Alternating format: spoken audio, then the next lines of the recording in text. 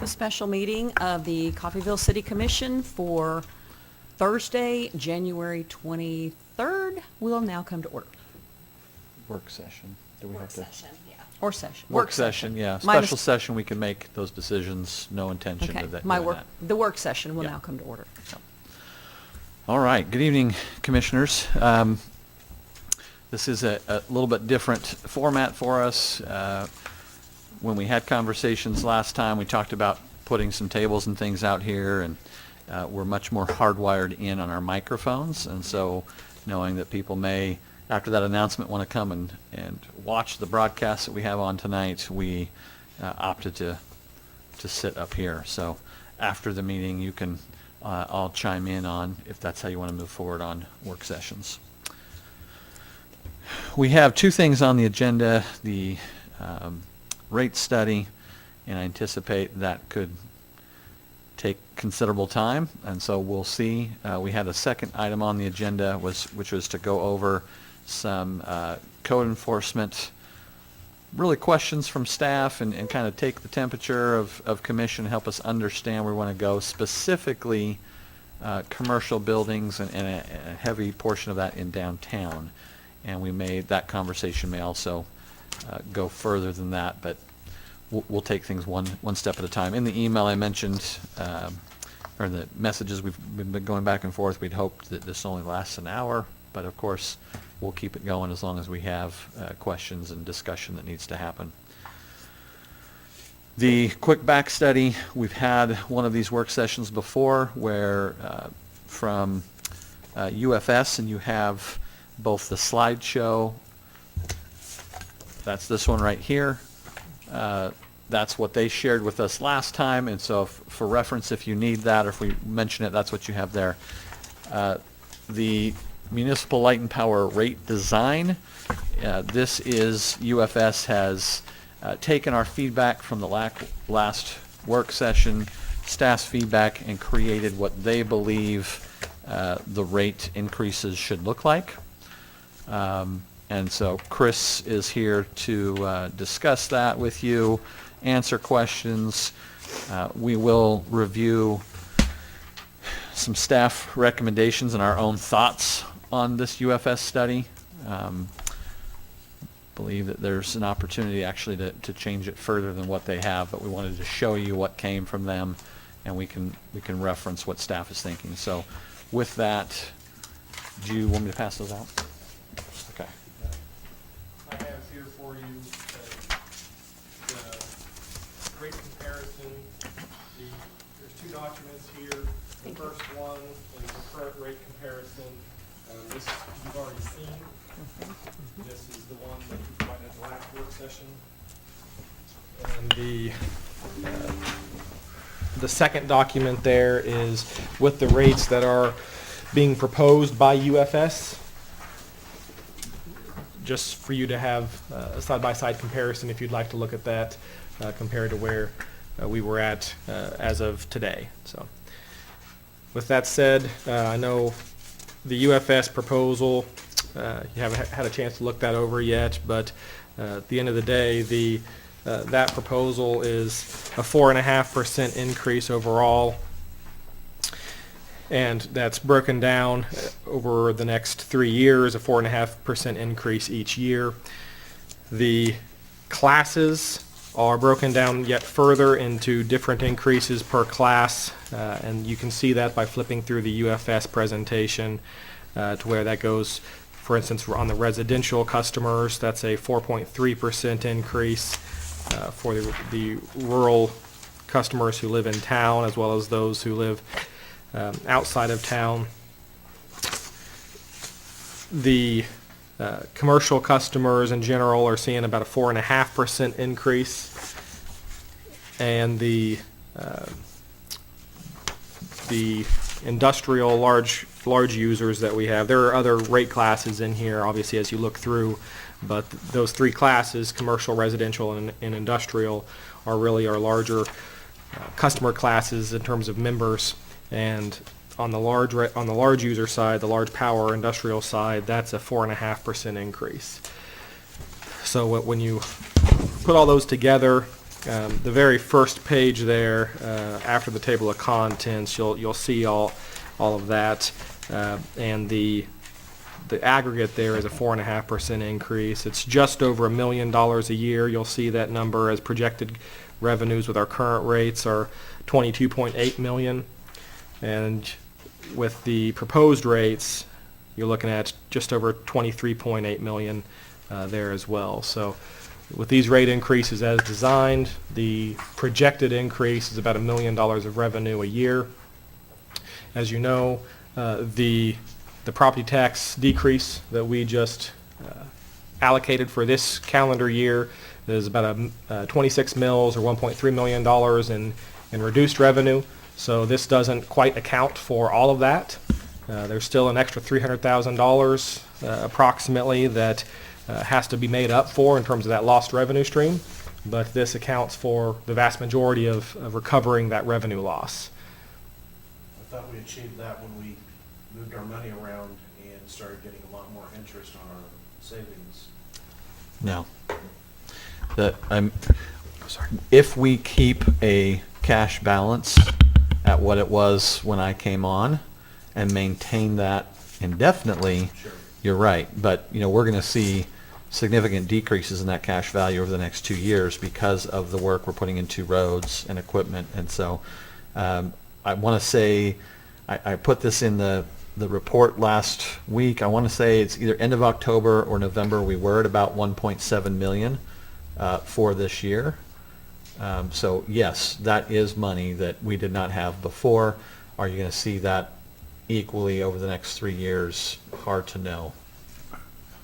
Perhaps I was misunderstood, but I thought when we passed this property tax decrease, cutting the mill levy in half, that we could get by and we were going to be able to do what we needed to do with the projected funds at that time, with what was available, and a utility rate increase was not part of that discussion.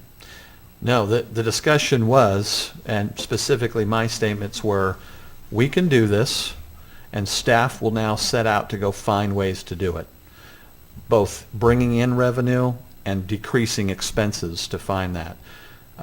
So, one of the things that we'll continue to have discussions about is our thoughts around the fairgrounds and trying to increase sales tax. It was making sure that our next road sales tax went through, but never did staff say, yep, no problem, we can ignore this now.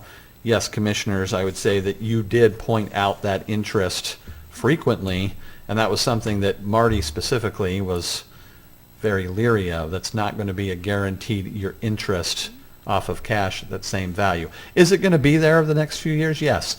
The past administration here at the city and finance, I think we were looking at $14,000 is what they were bringing in that interest over the last few years. So can we expect that to be higher? Yes. But as staff, we are looking at as many opportunities as we can for decreased expenses and increased revenue to not only make up, but hopefully be able to give more back to the community.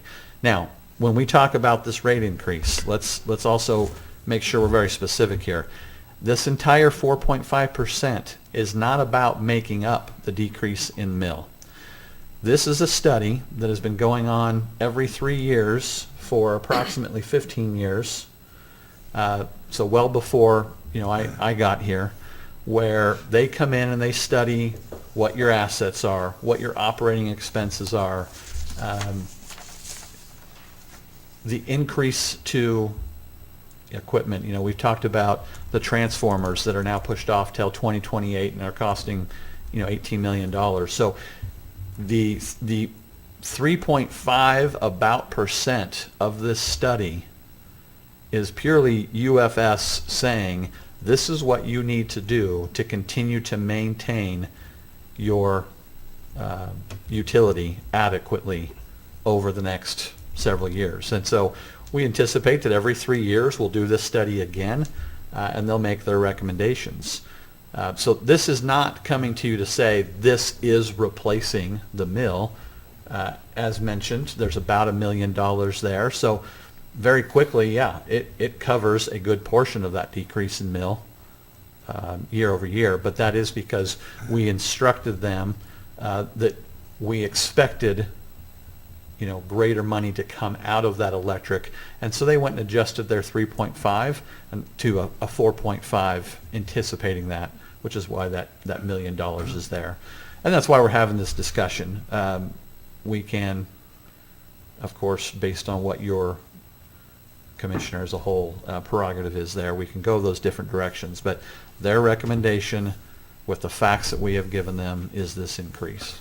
Well, as I mentioned earlier, the mill levy decrease that this commission authorized and passed will accrue to the property owner. And if that property happens to be a rental, I promise you the property owner is not going to pass that savings down to the renters. Mm-hmm. So the question is, what percentage of homes in Coffeyville are renter occupied who will bear the full brunt of this rather than the property owner? Yeah. We have about 1,200, I think it's called an occupancy license, Matt?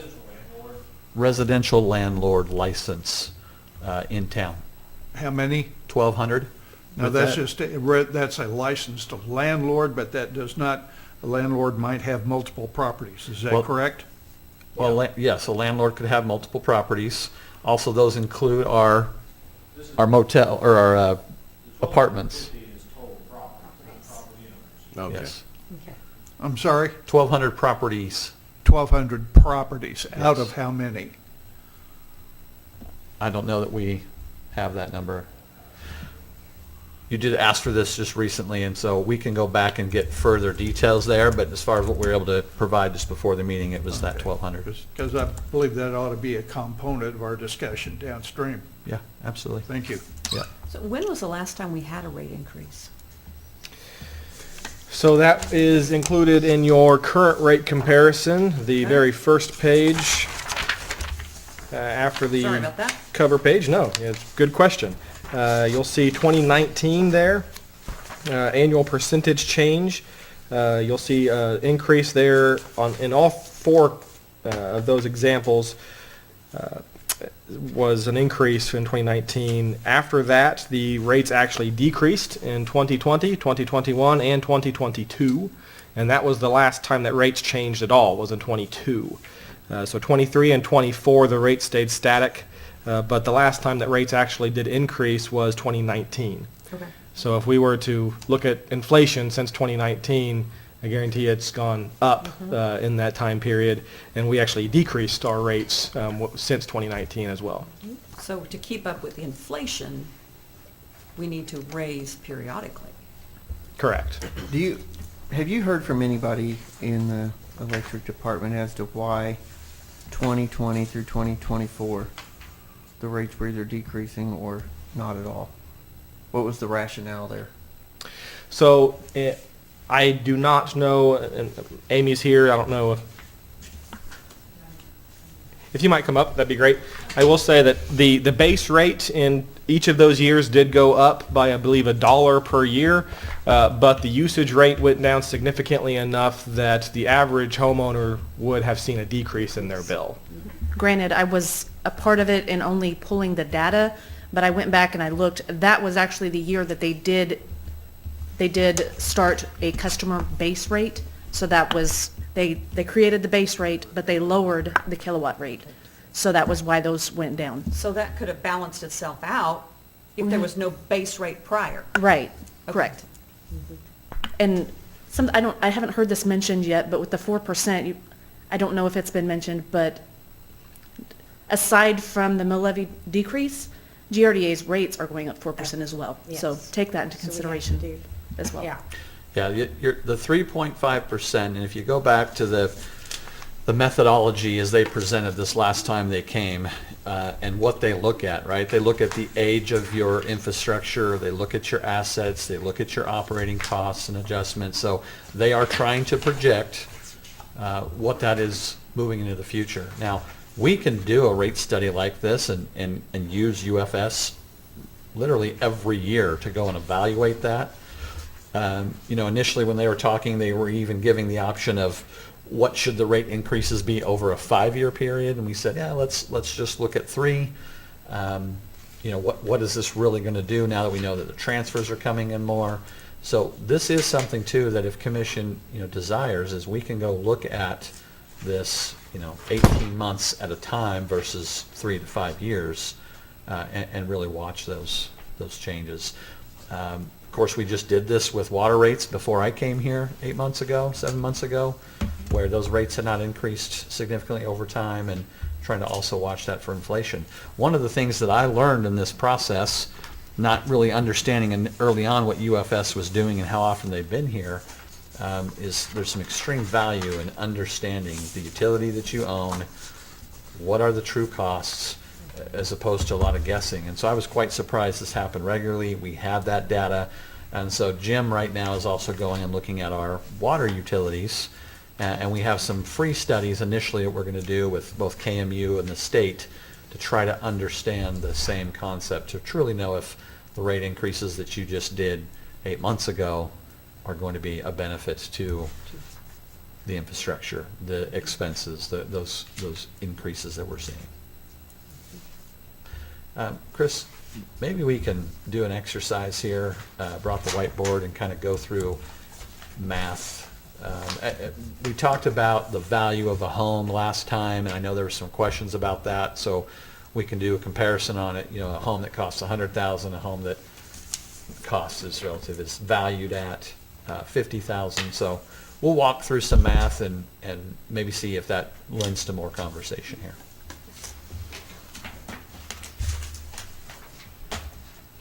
So according to the census data, I believe the median home value of a home in Coffeyville is somewhere right around $100,000. I know there are homes that are valued a lot more than that, homes that are valued less than that.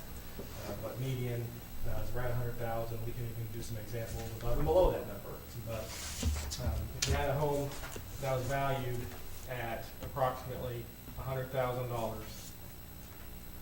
and the residential tax rate is 11.5% to come up with your assessed valuation on a residential property. So that's going to come out to $11,500 for that $100,000 appraised value home. That means that you take that number divided by 1,000 to come up with the value of each mill that we have. And so that means that the value of each mill here for that home is $11.50 per mill. And so we cut the property taxes. If you're talking about what the impact on a home, on this homeowner is, and I get your statement as to, well, not every property is occupied by a homeowner, so that they're paying this bill. It's not going to be necessarily every single person in town. It may be a third of the people in town that are renters. If that's the case, then a third of the people may not get these cost savings passed through to them. And Chris had pulled up while he's walking over there the census data. It suggests that in town there are 3,600 of those homes. That sounds about right. Yeah. So 1,200 out of 3,600? Yes.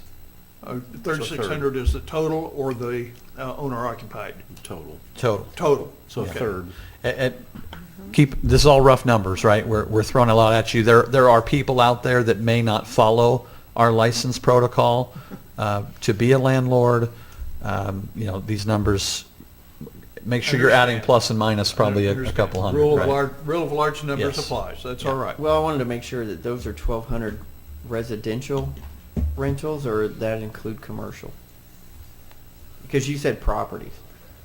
It would include apartment complex. I mean commercial, business properties. We don't have anything for commercial business as far as a rental license. Okay.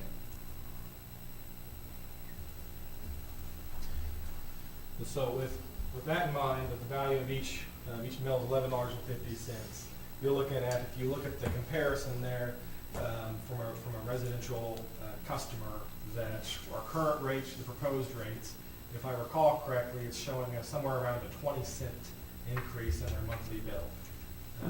So it's a very small increase that even though it's a 4.5%, or I think 4.3% increase, based upon our rate structure, whatnot, I believe it's going to be somewhere that's going to be a very small number in terms of what the average customer should see on their bill. Now, there are going to be customers that have a lot less usage than that, or that have a lot more usage than that. And so that'll fluctuate. And so certainly if you have a home that hasn't been winterized, going through the winter right now, you got poor insulation, whatever it may be, that your bill is going to be much higher than what that difference is showing, because you use a lot more electricity than the average. But we do have weatherization programs that hopefully people are able to take advantage of, that we can encourage them to reach out and be able to improve their homes in that regard, so that way, hey, they don't have those extreme weather result on their bills. But with that in mind, that's an increase of less than $5 over the course of the year. And in this case, what you have just recently done in the mill levy, from a overall cost perspective to the average property owner that does occupy their home, or cost savings that could be passed along to their renters if they are a landlord, you're looking at this value of a home, that number, $11.50 times the approximate 26 mills that we cut. And I believe we're at $299, somewhere right around there. Yes, $299 over the course of the year. So annual savings in property tax. You divide that number by 12 to come up with a comparison to the 20-cent per month increase in their electric rates, and you come up with, that's a cost savings to the individual of $24.91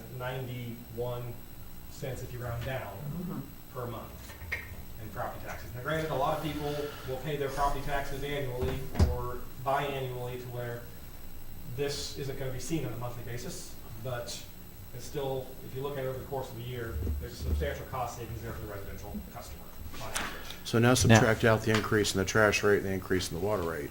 Trash isn't going up. No increase in trash. We're not increasing trash.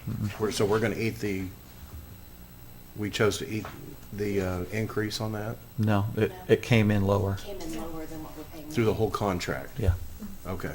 So yes, water, but also this is one example. If you now go and look at our commercial, this also plays against them. The increase you're seeing on commercial is actually going to be the decrease in mill and the increase in electricity rates actually is on the opposite side for them. Yeah, but it's so not working in their favor, is it? No, but yeah. And granted, that is relative That's what happens. to the individual situation, but our large power users especially are going to, in general, see a larger overall cost to their operations at the end of the day, because even though they don't see the property tax savings, Yeah. the increase on the electric rates will be significant enough that it will be a larger increase than they will save on property taxes. Commissioners, you're not faced with easy decisions here to go figure this out, and we're going to come in and we're going to look at this from a number in, number out. You're looking at this as an elected body and your residents there, so that's what we are presenting is the numbers, right? When we look at this, and I do want to really focus on. This is the majority of this increase is not about the mill. Yes, there's a 1% on there that is considering that decrease in what we can do to support the rest of our fund. But the large amount of this percentage is all about maintaining a healthy utility into the future. if we, now Chris brought up a good point in our meeting, we lost Amazon at one time, right? You go in and start thinking about these bigger users, and you lose them, and the ripple effects that has, and the increase to residential to maintain, right? So there's so much that goes into this, and we know that and understand that, but we would be, I think if you asked us right now, we would suggest different than what they're suggesting, right? An higher percentage on the residential, a lower on the commercial, to keep going forward. This is on the opposite end. If they went and took out transfers that we're suggesting are going to happen, we'd be down in the 3.5 average, and that would be aggregated across each of those different groups. And so one of the reasons we're having this session is, if we're going to want to see other options here on either direction, that we need to hear from you.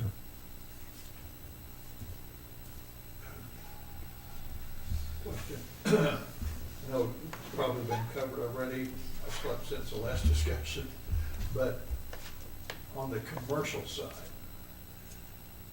how will this rate increase, where would this put us in terms of the competitive rate with other cities in order to induce new business to come to town? Yeah, if you look at this report, the current rate comparison versus the second one in there, which is the proposed, you'll go see the rankings. This was not done by UFS. This is this work that the staff has gone through, but currently we're at, for residential, 6th. The word cheapest is coming to mind. Maybe that's the wrong word to use here, but we're the 6th on residential, and when you move to commercial, we are. Here we are. This is residential. And we don't change on residential. We don't change our We don't change our rating. place, no. Let's see, now I'm looking for it. Commercial is 29 on the current and the proposed, 29th ranked out of the 51, and we go up 1 to 30th. I'm sorry. Okay, if you look at Okay, that's this 29. one, there were This 29, and then if you look at this one, same scale. Okay, all right. So I look, got it. you've got Yep. commercial and commercial, Okay. we're 29 to 30. Yeah. 20 to Well, and then- That big check. Well, but also keep in mind, then we can take this further back to data and what it does for us, right? You can go look at who are those communities that are higher than us and who are those that are lower than us. Chanute is at 6, right? Altamont 13, Neodesha 16, Evergy Central from commercial. So you're asking specifically from being competitive to encourage businesses to come here. Sure, it's not much of a change, but just look where we're at today compared to, and that's what those yellow highlights are, is those areas that are a little bit more comparable. Same thing on the residential. You can see the comparable. Right? We're at 6, Chanute's 10, Neodesha's 13, Altamont's 15, and on up. So that's comparative speaking And there. many of those cities on the commercial list, on the proposed, even on that side, I suspect don't have the additional resources that we do, power plant, water, in order to Yeah, reach those kinds wh- of businesses. Where we're really unique, and I don't know that I could speak to a lot of others, I'm just going to speak to Chanute, is we have CRNF, and what that does to us from a money in, money out, from the need to have certain assets and resources available, it is much different than some of the others with the plants that we have, yes. Thank you. So is there somewhere a ranking, because all these show is the kilowatt per hour ranking, correct?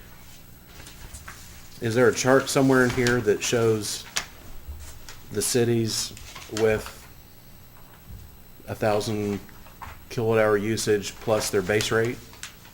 A chart that shows us how those, because if you want to compare a utility bill to utility bill, that's what you really should do, correct? Do we have that chart in here somewhere? So I believe, Your all-in rate. Right. The base rate plus the, Well, it's that first.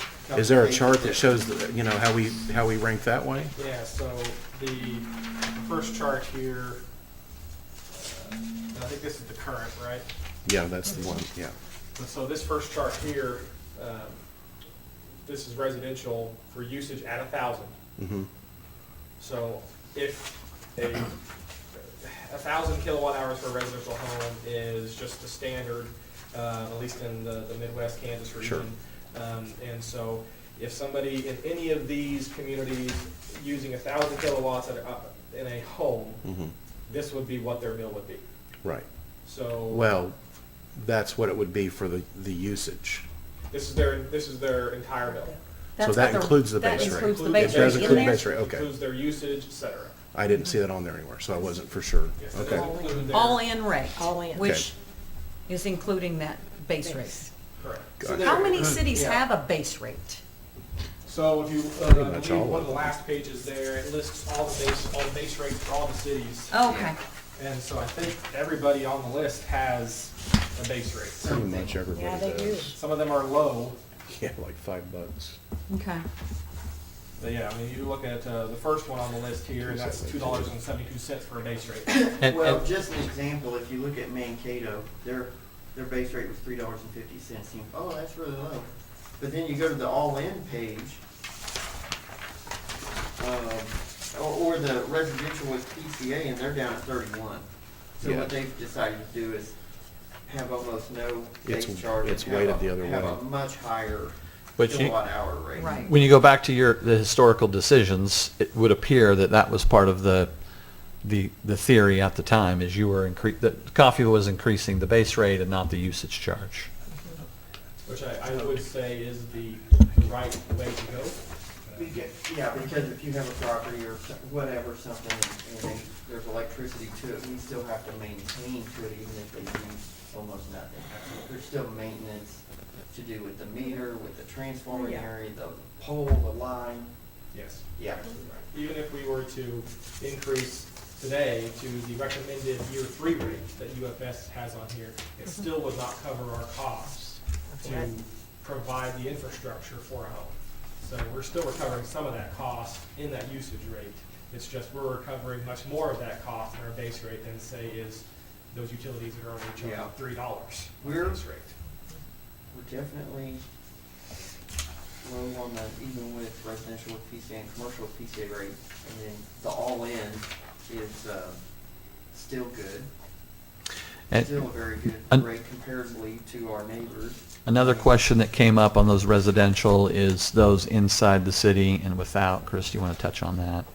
Yeah, so one thing that I would like to mention that I'm not a fan of with our current rate structure, but it's just something that we are required to do, is that we have 3 residential rate classes. The first being our residential urban customers, those that live inside the city limits. The second being those that live outside the city limits but within 3 miles of town. And then a third class of those that are outside the city limits and also outside of 3 miles from town. As a municipal utility, the city is not regulated with our utility by the KCC, except with certain very specific things, and this is one of those areas, that a customer that is outside of 3 miles from the city limits, the KCC does have jurisdiction over us to say, you cannot charge that customer more than what you charge your in-town customers. And so that's why those that live outside and more than 3 miles from the city limits get charged the same rate that those inside town do. Personally, I don't feel like that's fair, for 2 reasons. For one, that not to say that those that live out, 4 miles or 5 miles outside of town, they're still our customers. Not to say that they don't use our community's resources and spend sales tax dollars here, but I would say those that may live a mile or 2 from town probably are more likely to do so, to spend sales tax dollars here. Neither one of them pay property taxes in the city, obviously, but they're certainly more likely to be engaged with our community and paying those sales taxes to help keep our streets up and everything than those that may live yet farther outside of town. On top of that, then, that we're somewhat penalizing those that are within 3 miles by saying, well, sorry, you live within 3 miles, and so we're going to charge you a higher rate than if you lived yet a mile further away from town. It's still a Is that something we could petition the KCC for? Because I'm looking at it this way too. You live 4, 5, 6 miles away. The electric lines and poles we have to maintain to get further and further out cost more You're absolutely right. than in town somebody a half mile or 3/4 mile away from our substation. Now we're talking 4 or 5 miles of lines to get out there. That's a lot more You're to absolutely right. maintain. So why would KCC do that, knowing that? So it's essentially that we, with our service territory, the way it's set up is that cities are disincentivized to have customers that are outside their jurisdictional extraterritorial boundaries, which are limited at 3 miles. And so they're saying, we don't want you to have customers beyond 3 miles. That should be an IOU or a co-op. That should be serving those people. And so it's difficult for us to change rates on them. We can, like you said, we can go and petition the KCC. The city has never elected to do that. Maybe we should, because I'm thinking, So- and they, like you said, they maybe a co-op or what do you call it? An investor-owned utility IOU. Yeah, IOU. What if they can't find anybody and nobody wants to do that, and they're perfectly fine with Coffeyville, a city like us, I'm providing that service? You know, if you look at our rate comparison to Evergy Central, who would be more than likely another possibility for them to be on instead of us, and more than likely would rather be on our system from a rate perspective. However, it costs us more to provide service to them than it does somebody in town for the reasons you just gave. And it's much cheaper for us to provide service to somebody that's in town that's got 6, 7 homes within, a quarter mile stretch than it is to provide, services to homes that are half a mile apart. There's a lot more line bill, a lot more poles. It's incredibly expensive to Yeah. serve resident or rural customers. So What percent of our service is outside the 3 miles? Well, you can look at the dollar value. That's the RR3 is the outside 3 miles. We're projected revenues right now are $93,000, where within the 3 miles is 1.3 and within town is 5.2. It's a fairly small percentage.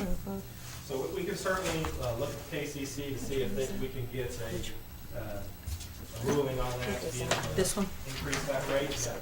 Yeah. We certainly have no guarantee they will grant that. There are other possibilities that we could look at to say, hey, would there be something that we look to just decrease the rates of those that are within 3 miles?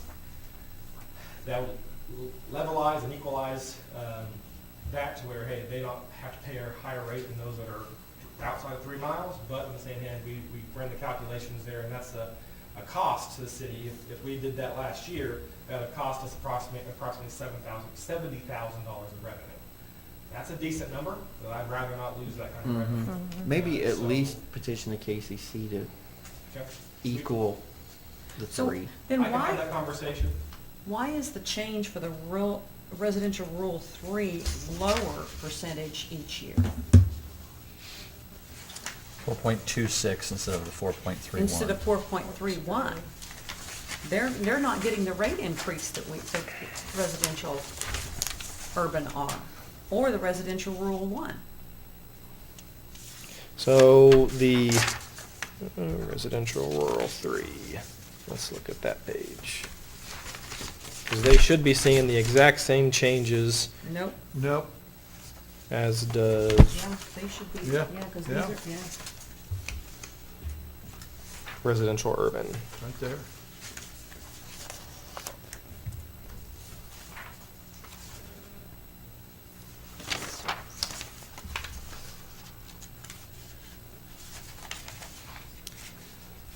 It looks to me as if that rate class RR3, if you look at their breakout page, it says 4.3% change on each of those 3 years. So I believe the index page here that UFS put together made a mistake on their calculation there.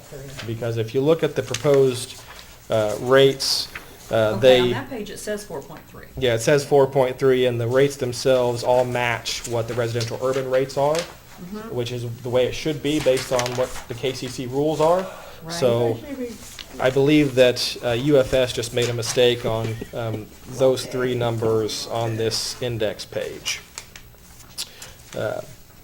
Because, yeah, this page is correct, the breakout page. Last was- page, correct, okay. So, Commissioners, obviously this meeting is intended for questions and discussion, not for decisions, so we turn it over to any other questions that we have, any other analyzing you'd like to see. The intent is to bring this to commission the first February meeting, and then if passed at that time, it would apply to, Chris, remind me what we said, it's the bill they would get in March for usage in April. Is that what we said? The alternative, the bill that they would, I think we had actually talked about the bill that they would get in May for their April usage. You're wanting to try and make That's it right. start at a Quarter, that's right. Effective for usage in April. Yes, so Yeah. essentially effective April 1st. And again, rule of large numbers apply. For the average residential homeowner, they would see an increase of about how much? 20 cents. Well, Yeah. if we're going off of the, What'd you say, 20 cents? yes. Yeah, if you look here. 20 cents. And not much of an increase at all. Right here. Now, granted- versus, $5, versus 16, Pull it up. 35, Okay, 116 versus Yeah, you're looking at 116, $45 per month increase. 55. That's, well, okay, so that's They That's they 20 average 20 about cents. $100 a month, I will, all and in. I will say that, because if you're looking at a 4.5% increase, that you'd expect it to be, that $4.50. $4.50 approximately. This current rates proposal that I provided you with was the same one that I provided you with here at the initial work session. I didn't want to change that. And so but with our updated PCA numbers, because that was going off of the PCA numbers that were provided previously, our updated PCA numbers, we've had I think a 0 PCA for the past 10 months. And so that has wound up that, well, our average PCA then is much lower. And so on our proposed rates, you'll see that, hey, we actually are having a much lower rate increase than what it's looking at, comparatively speaking, to what I said was current, because that PCA number in the proposed calculation is lower than what it was in the current when I had done that. And the PCA is variable based on what GRDA basically charges us, right? Correct. What our overall We costs. have to fluctuate that month by month to Correct. make up for what they charged us that Well, month for wholesale. we instituted it like 20 years ago because the price of natural gas, which had been steady forever, just suddenly started doing this, and it was either we were going to have monthly meetings to set the electric rates or find Let a them adjust on the mechanism to fly. try to temper it a little bit so people didn't have wildly swinging electric rates. I will say as well that UFS, we are working with UFS right now to evaluate that PCA formula as well, just to make sure that it is calculating well, because we have been, I believe it was it summer of 23, Amy? Fall of '23, they implemented a 6-month rolling average, and so it's been negative every month. So the PCA itself has been extremely low, and so I just wanted to, and that's why you see the numbers that you're seeing, that, and if you look at the usage rate that we have compared to other cities, and especially with the PCA included, that, hey, we have a very attractive rate. But that's because most cities have a much larger PCA than what we do. And so I just want to verify that, hey, our calculations are being calculated appropriately and correctly, so that we're not losing a lot of money because, hey, there's something wrong in our formula. Now, So just for clarity, a lot of the PCA has to do, well, a lot, I don't know how much, but a lot has to do with the level of the water at Grand Lake, where that hydro dam's running. And not so much, if natural gas was really high and that lake level goes low and they can't generate, then yeah, the PCA goes through the roof. But even with natural gas's prices being low and the lake level goes down, we're still gonna see a spike. a pretty good PCA spike with that.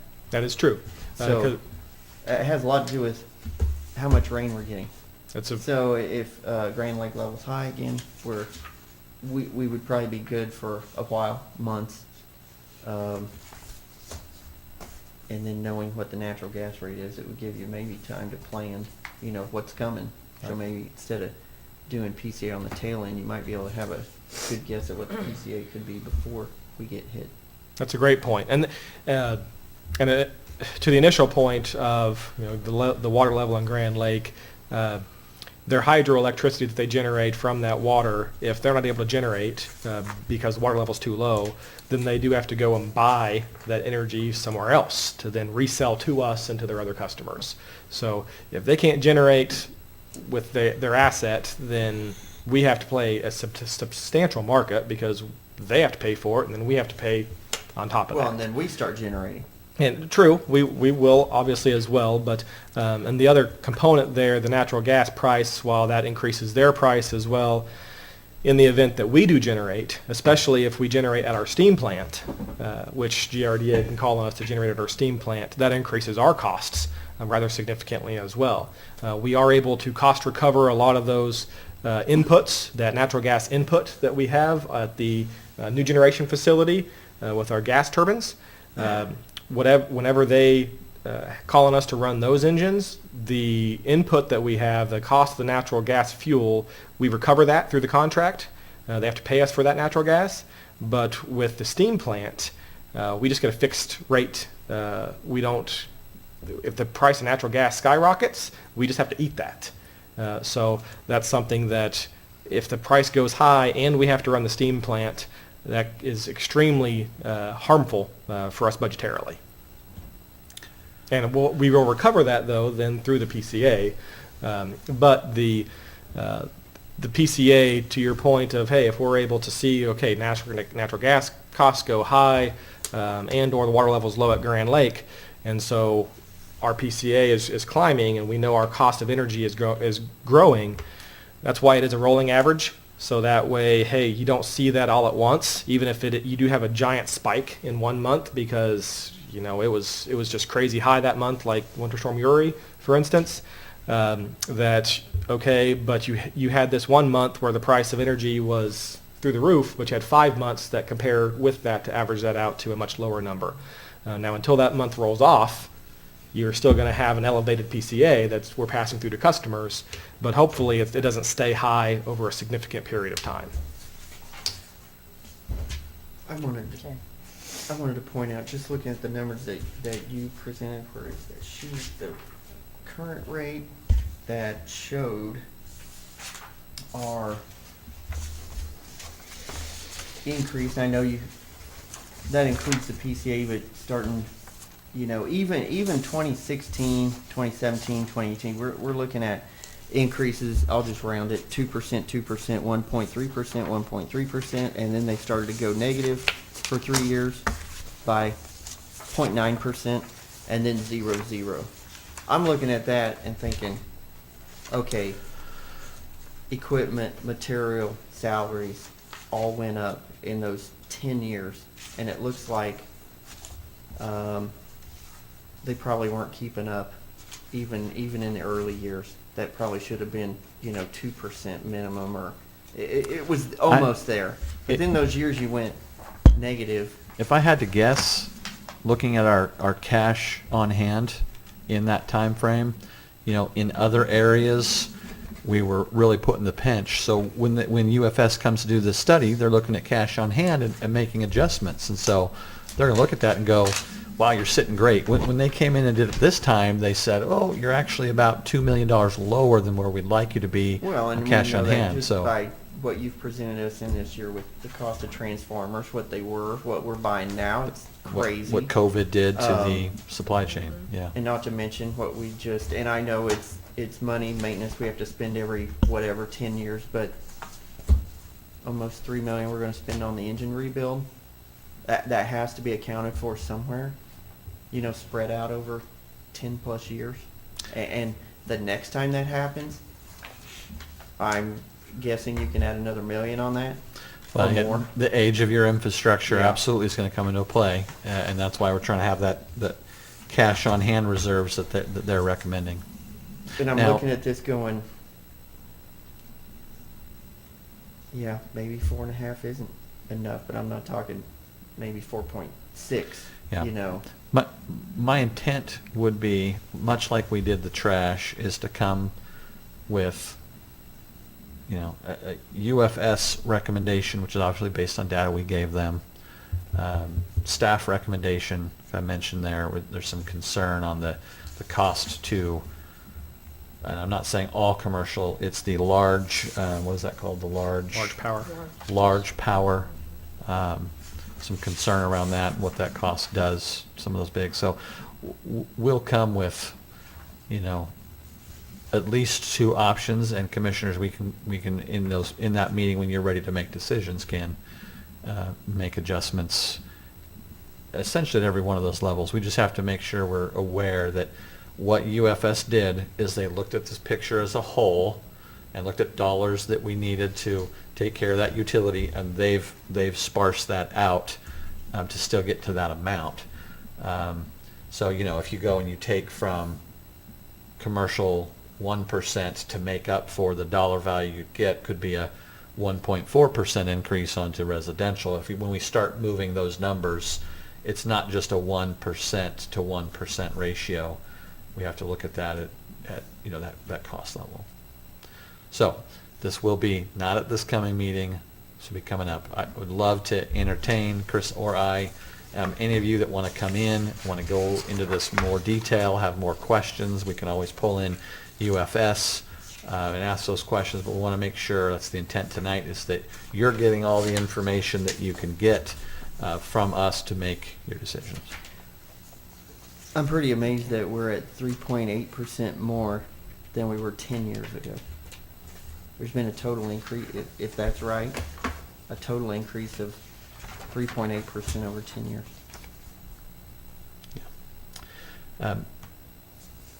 Being careful of your time, there's one more thing from the electricity front that I want to bring up that will be probably also coming to that meeting.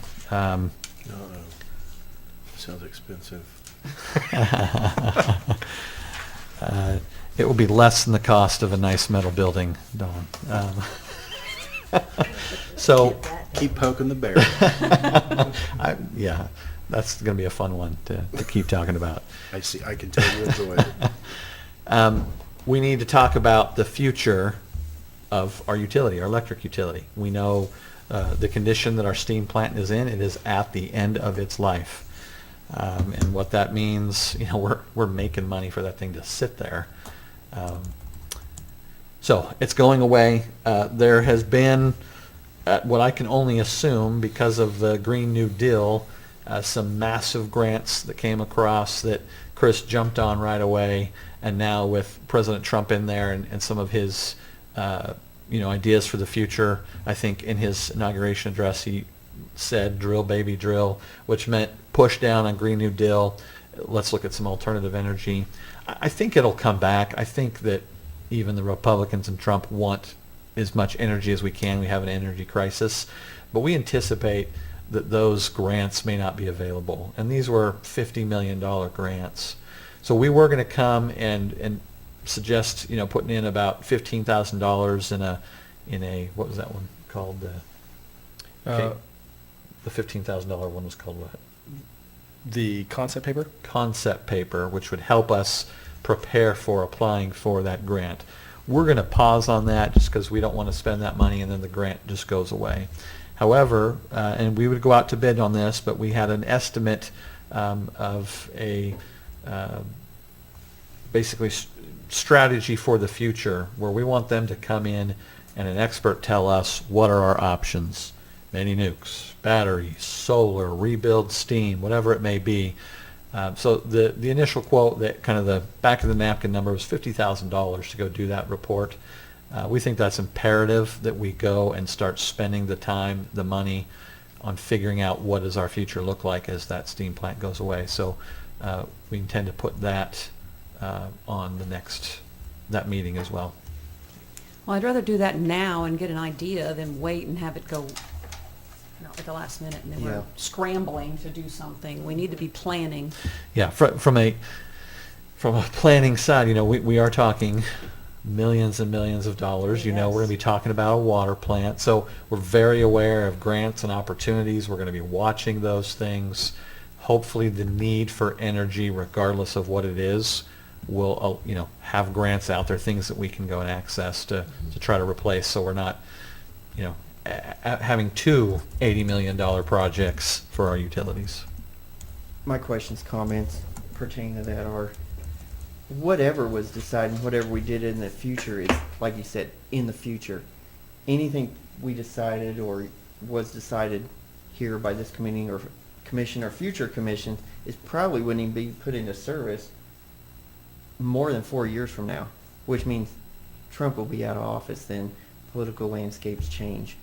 And also, probably our decisions, what to do, is based on what our contract is with GRDA and how that could be changed, modified, altered. Well, and this could help us in those negotiations, which, as you know, 28 is the steam plant, 34 is the larger.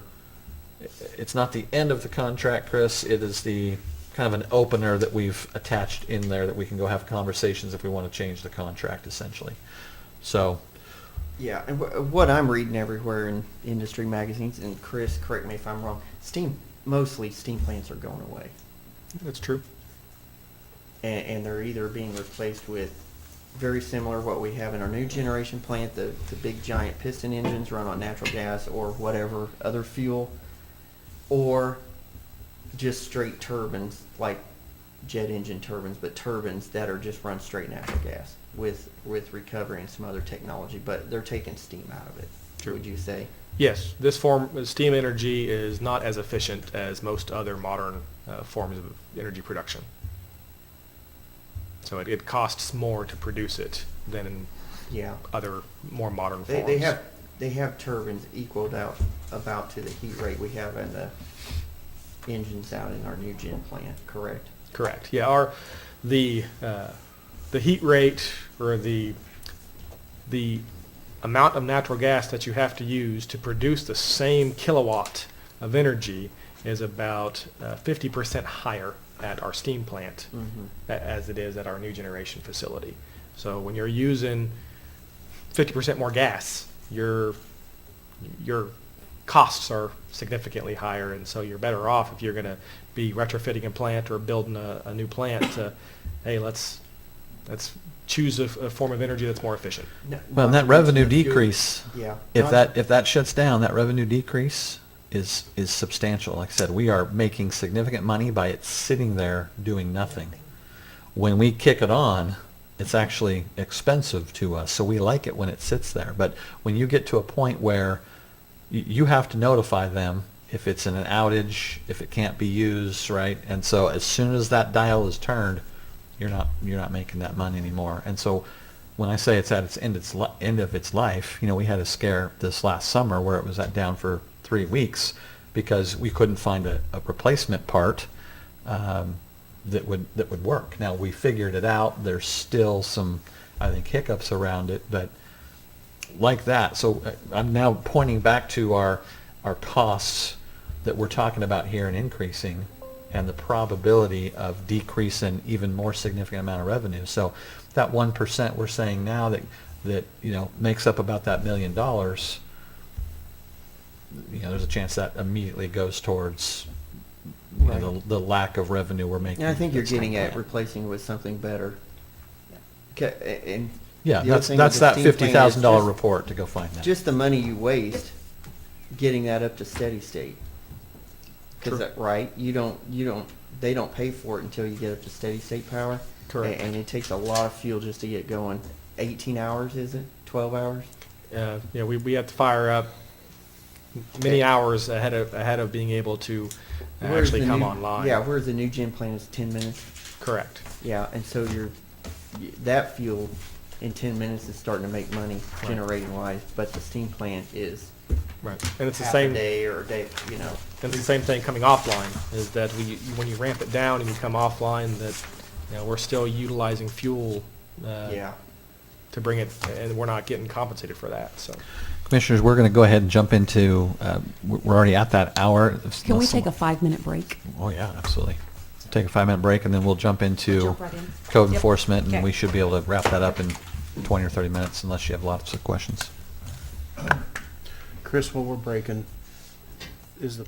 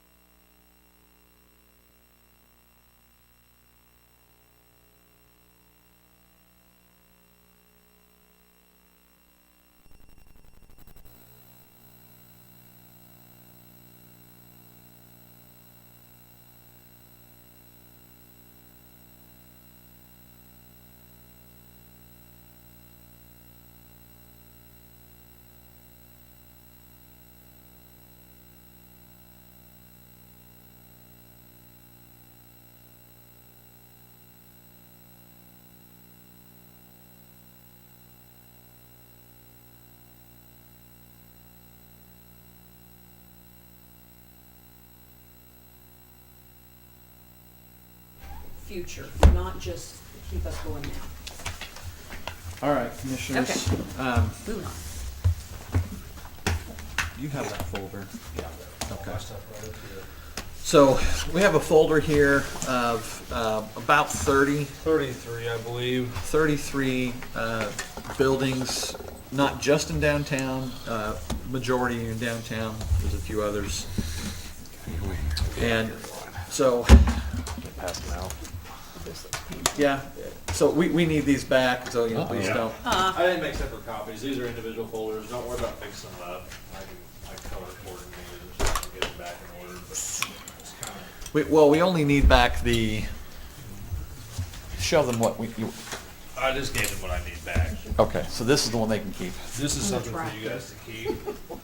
This is our amended code for property maintenance. So this is what code enforcement, we actually use this book right here, the International Property Maintenance Code. This was adopted in 21, I believe. This is the code enforcement section. What we've changed out of that book to fit Coffeyville's needs, and this is for you to keep. Okay. Read through and So manila folders we need back, but this one you can keep. But these stacks of folders I gave you were broken in different categories. There were safety issues, expensive safety issues, and just unattractive, so everybody has different. Yeah. So, We've got yeah, the- vanilla folders share, pass back and forth, you can look through. We're not here to go talk about a specific building or a specific section. So those vanilla folders are just for you to kind of browse through and know that these are categories of what we're talking about. So let's talk about the building over here that is in the legal process to be torn down. The update on that is although we have the authority essentially to make entry and go take care of business, we're also trying to be appropriate, and so we're working through attorneys. And so Paul has had a meeting with the attorney there to coordinate getting access to the building. We have to bring contractors in to get quotes at different times. So we're going through that process. The intention right now is to tear that down. We are guessing, total crystal ball, that it's going to cost between $100,000 and $150,000 to tear down that building. When you start looking at all the other buildings in downtown or throughout town that have significant issues, very quickly we could start lining up buildings for code violations, and we want to talk about the repercussions of that. A few years ago, Matt and his crew went through downtown with a fine-tooth comb. We had everything ready to take it to court, to take property owners to court, and for reasons that neither of us know, that didn't go any further than that. And so I instructed Matt with his team to go look at the downtown again today, and that we would come and talk to you.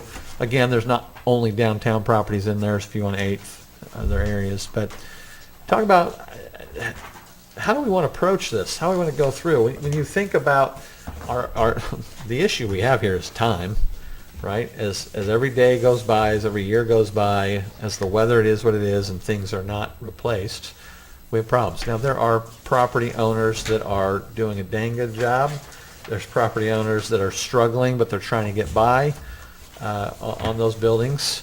There's a variety of issues there. But, if we were to go through the code process, we would start giving notices on requirements, on updates they'd have to do.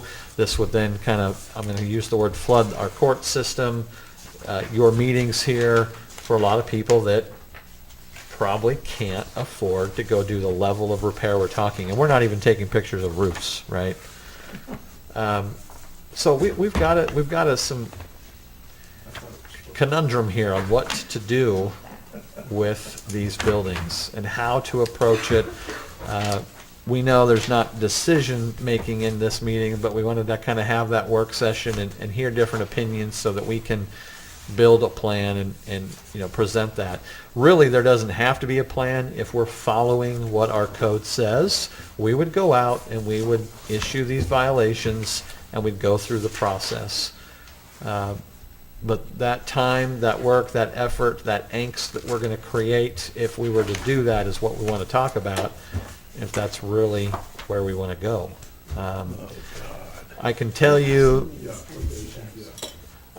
downtown specific, I was looking at a Facebook post the other day that took a funny picture and inserted their own words and essentially was saying, quit throwing money, city money, out the downtown. Well, the reminder there is a sales tax, and it is designated for the downtown, and that's the money that we set aside for the grants and other things that you see is what the people voted to go spend that money. There's not significant amounts of other money being put into downtown for that reason. Okay, we have this. Yep. The words that just came out of your mouth were, we go through the process. Yes. My question is, what are the teeth in this? What's the real teeth Yeah. Yep. for property owners who refuse to comply? The ramifications are this exactly what we have right now, which is we went through the court process. You know, the months that it took to do that, we now have an order to go tear that down. The city, at its cost, will tear it down, that $100,000 to $150,000. Some may not be tear down, it may be remediate. That we need to go in and, you know, just like we do at a residential property, and fix or change or tear out something. So this is a cost to us, the city, if business owners either refuse, and sometimes for very good reason, or just can't do it. So that's the cost. That's the back end here, is there's a chance that this eats into significant cash that the city can be spending other places because people can't or won't put the work into these properties. And if we tear it down, they still own it. And the tax bill is still on their record.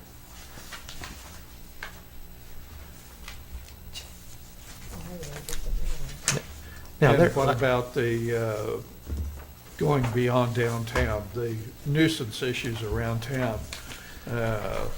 All kinds of furniture on the front porch, the yard's all trashed. Yeah. Same process? Yeah, these all tie in together, and That's something more easy for us to manage is the residential. Last year, we conducted around 115 residential lot cleanups. You're talking about furniture on porches, trash in the yards, and we spent $67,000+ on 115 residential lots. We go into commercial lots, that number goes way up. is there a lot more that could be done in town? Yes. And we're putting together a plan on how to go and implement that. I've talked to several of you about this, sent an email out about it, about opportunities to be better and go to a higher level on some of these things. But, you know, as the deeper we look into this, ordinance changes to make things work, right? To be more efficient, having greater technology so that we can accomplish things in the field versus coming back. So time, money is what we're talking about. We can absolutely go forward with that. I would suggest that if we went through and looked at this code book and everybody was crossing out 3 or 4 things like why do we even have that in there, that we should go through and get it out. It doesn't need to be in there. And the ones that we're really passionate about, we have to go through that process. But this is not just a code enforcement officer or police officer adding a few to their ticket. This is coordinating at the court level, our judicial system, and the increase to our court clerk who's already nearly maxed out. The implications are so wide to really go and blitz all of this, and we're aware of those, and we're prepared to go make those decisions. So yes, could be a greater discussion than just Yes. downtown, but right now it's specifically the downtown that we're coming here to talk about. She comes in there every,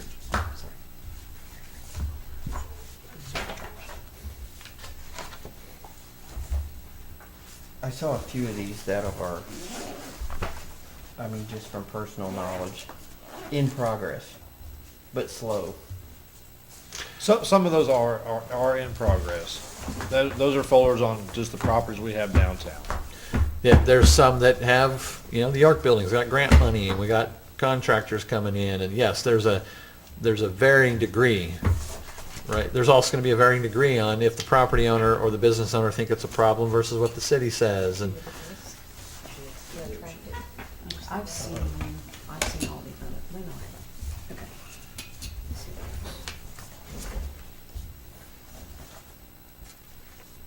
Oh, yeah.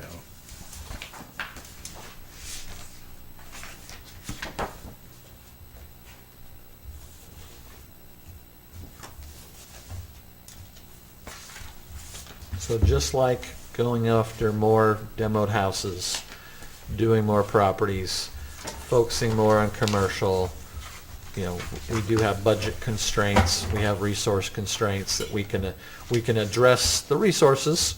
We can hire people, we can bring on technology, we can change focus of other priorities and, reassign those. There's a lot of things we can do there. Spending the money is what, will really be a lot of that decision, that money in both what those resources are and the cost it would take us to go and remediate. And we may find, well, I'm not suggesting that every property owner's not going to do anything. You start being that squeaky wheel, and maybe some jump up and do more. We've got our grant program, right? That's what I talked about with the sales tax.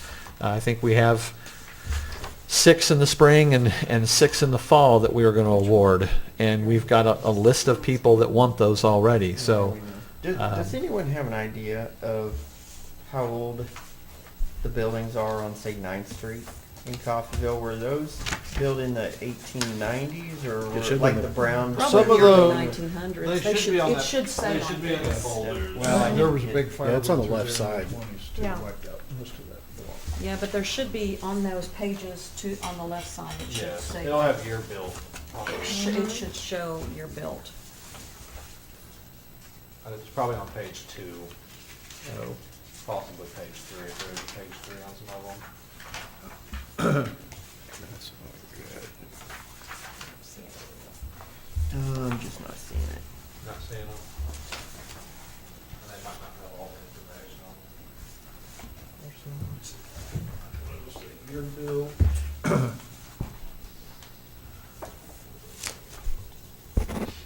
Oh, there it is. That one, Man, 1960. that's a bad address. He lives in Hutch now. Where is, Okay. well, These are, whatever the county has on record is what we go by. If Okay. they're not updated with the I- county, there's nothing I can do about it. Okay, I can give you his current address. Okay. My comment on what I'm looking at is, and perhaps you've already started this, you send them a registered letter, These folders have not been sent registered letters. you tell them what they're in violation of, and start the process, and I see a lot of these people live at, not most of them, but I see a significant number of these owners, they live out of town. we've got a lot of absentee owners. I would just start the process, and that's disappointing. yeah, look, starting the process can absolutely be done.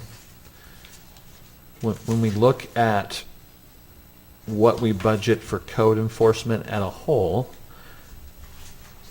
I think what we're suggesting is, for example, if we go after a commercial and we do remediate, something else is dropping, right? Unless you allocate more funds to going after further, like you did this last year.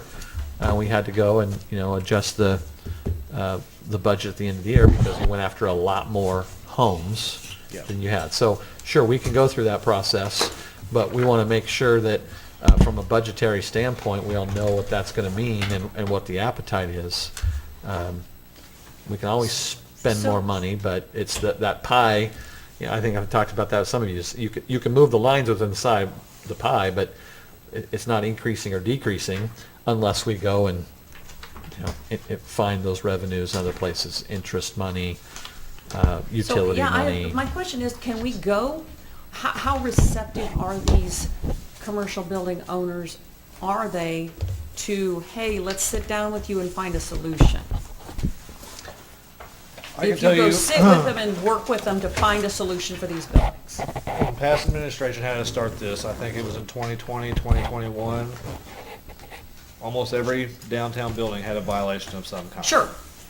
I would say maybe 4 people even contacted us about the letters they got sent. No, I mean, we go to them, walk in the building, say, hey, here we go. Let's work on this. I'm from the government, here to help. I'm here to help. You That bet. works, that works, except some of your worst ones are absentee owners. That's true. That is true. Yeah. Look, I think it goes even further than that, right? This building right across the street can be the example of there is no money. We can say we want to work with you till we're blue in the face, but if you don't have the money to do that, and these buildings are unfortunately kind of black holes with the quantity they need. So sure, we could go in and prioritize. That's why you have the different folders. We could say we're going to go after the public safety things first. If we're more concerned about the visual appeal of it, we can take different processes. Part of this is just educating you. So if someone comes in and goes, well, they're coming after me versus someone else, and it's unfair. Let You know, them come. Well, what I'm saying I is, will have a heyday with those people.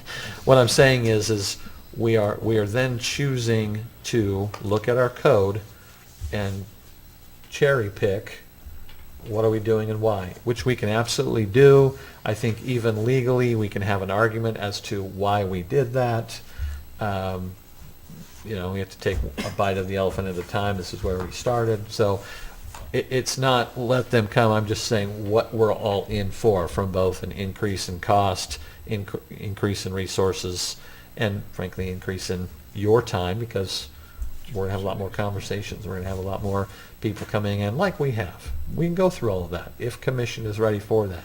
For whatever reason, 5 years ago, that was started and it ended. And so I think that's part of our just being leery. If we're really going to go after this, which again, that means somewhere else we're not going after for the time being, there are effects that you'll all see. And we know code enforcement is on the top of most of your minds throughout the whole town. Well, and I get the overall situation with downtown.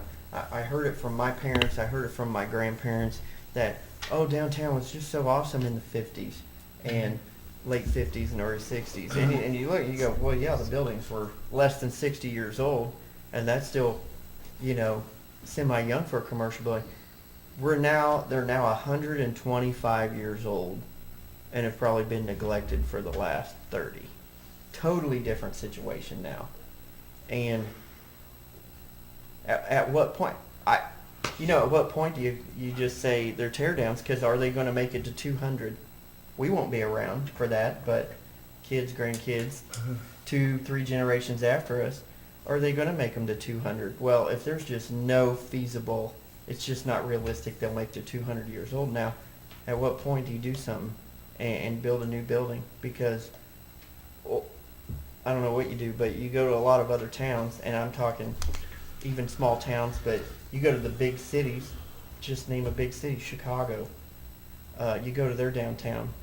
Do you know how many buildings are left from 1900 or late 1880s when they were built a lot? Probably next to none. Or they're boarded up and slums. I will say that I'm surprised how many people work in our downtown. Mm-hmm. I'm walking around, I'm going to restaurants. Our restaurants are actually, this is my words, not the owner's words, but seem to be thriving. Mhm. They are. I agree. And so there's a lot of folks downtown. So when you talk long term and tearing that out, what is your replacement for those businesses? And we don't have that yet, but maybe. We'd rather not. Yeah. We'd rather. I'd love and for we're not every the only building ones in dealing with downtown this. to It's a be in complex. pristine condition, but we're not at that point. With employment and businesses. Yes. growing, yes. Yeah. And there are plenty of buildings in downtown that actually look fairly decent. We got one on there that's a nonprofit that lots of people come to see. here in our town, right? And it's got its own set of problems. And again, where's the cost going to be to upgrade some of that? You know, there might be a lot of people They are coming- working knocking on it, our though. door. And lots of people are working on these Yeah. buildings that you have in front of you. Like I said, Some of these buildings just need new owners with a lot of money to fix them. with a lot of money. That's all. Yeah, my house needs that too. A new owner with lots of money. That's the reality, though. Yeah. If we need to hire more people, hire more people. If we need a different judge or an additional judge, hire a new one or an additional one. But we can't keep letting, I'm personally convinced that the number one thing that keeps our town from growing in population is the way it looks. It's a cancer. And it's pervasive through our whole city. And until we get a hold of this problem and wrestle it down and people know that we're dead serious about it, and look, I'm not diminishing what you're doing. You've probably got you should be the highest paid person that works for the city. I'm looking right at you, Matt. And I get a new truck, so we're both doing good. So, I'm being kind of facetious, I'm kind of being serious at the same time. I mean, you have a thankless job because you're doing what everybody says they want, but yet when you show up on any given person's front doorstep, you're an asshole. And it's not fair to you. Be quiet, you don't talk like that. You know, it's not fair to you because you're just doing what your job is. But if we need more people out knocking on doors, I can justify more code enforcement officers as long as we're willing as a city government to back them up, to take these people to court and to compel them to fix their properties or compel them to sell them to people who will. Well, Commissioner Edwards, they just want everybody else enforced, not them. Well, that's a lot of it. you know, Well, I agree with what you're saying. when we take this approach, you know, if we're really going to say, we have a code book, we want to follow it every time, you know, we have to also look inward. The city does, and we're attempting that with our own mowing. We're attempting to change the way we make notice about mowing, but we have to look at city property and how we do things and the condition. You know, each of you as an elected official, same thing. You know, we're now really taking apart our utility billing called customer service and trying to understand there's codes within that haven't always been followed. So I wish it was just an overnight snap of the finger and we're going to get there. It's not a simple process. Right, but, so you know, I've talked with Quinn, I've talked with Paul, I've talked with Matt, got some ideas on areas that, now I'm talking code enforcement as a whole that we can go look at, but, you know, the other thought may be to take this a year at a time and say, you know, 1 year we're going to really focus on demo houses. 1 year we're going to go and focus this money and our resources in commercial properties. 1 year, and as opposed to trying to eat the whole thing, it's going to be slower. There's going to be the other areas where you see the decline. That may be an approach too to help save the budget side of it versus just that complete increase. So I've got some of these thoughts written down, and I'll start reaching out to you and have some of those conversations as we try to develop how we can move forward and approach this. I do agree with you, Don, on you have to start sometime. If you don't, it will just always remain the same. And we've got that back in the Acton definition of insanity going on, which is we're expecting different results and And if you have to pick changing somewhere nothing. to start, I mean, pick the high traffic corridors through town. My God, there's some place, South Walnut, thank God it's a straight shot, so I can close my eyes for most of that drive. Because there are just, for every brown mansion you've got, there's three lots of the same size that are just eyesores. And I feel responsible for it being a city commissioner because we have not held those people's feet to the fire to you know, tear down their dilapidated buildings or paint or, you know, do whatever. It's just, God, that drive from south, you know, the state line to the first stoplight, if that was a nice, pleasant, beautiful drive, that alone would go so far to help change people's perception of our town. Yes. You put a I would visitor agree with center- that. You put a visitor center down there at the very south end of the city limits, you know, the idea that I had a couple months ago with a sunflower field, I mean, really play up, seriously, really play up that you've entered Kansas and clean up that, you know, mile or whatever it is, stretch of road. I'm telling you, it would change people's attitude about this city in a heartbeat. But it looks so crappy. Well, we can't just have a visitor center there and then nothing changes to the stoplight. I just want to vomit every time I look at that place. It's looked like that for 20 years. I would I've agree. been bitching about the same piece of property for 2 decades. And it would literally just take somebody with a bulldozer to go down there and in an afternoon, clear that damn line. We have ordinances for that type of situation, correct? So, Somewhat, have to be our enforced. zoning ordinance comes into play on some of that That's stuff where too. our issue is. Some You're right. lots are zoned to have outdoor storage. I mean, if they're zoned to have outdoor storage, That's junk. It's not for sale. Nobody would pay for it. It hasn't it's moved supposed to in 20 be years. for sellable, is what we, the way I read the ordinance compared to, you know, we can the enforce farm it. store. I mean, There's by Brahms. 40-year-old Everything rock outside lawnmowers is in out there new that condition haven't and worked in sellable. 30 years. Yeah, let me just say something for a minute. Okay, this is not Matt, this is not code enforcement officers, not police officers. That is the person sitting in my seat, that, and all of you, I know you're saying you're all been asking for it, so, yes, we can make a concerted effort. We can go look at those things and do more. And that's the resources I'm talking about. Yes, I can spend money all day long. I can hire people, I can buy technology, we can go get them into court. You know, we are talking civil court, and the teeth to someone, you know, with a felony versus a junk car in your yard is a little bit different. But yes, we can do that. We can put a plan together, we can spend the heck out of money. Okay, I let's, say that, and that's very easy to say, but in okay, practice, as we go and talk budgets and try to move forward for this next year, which we are doing our first quarter amendments, we can consider those things.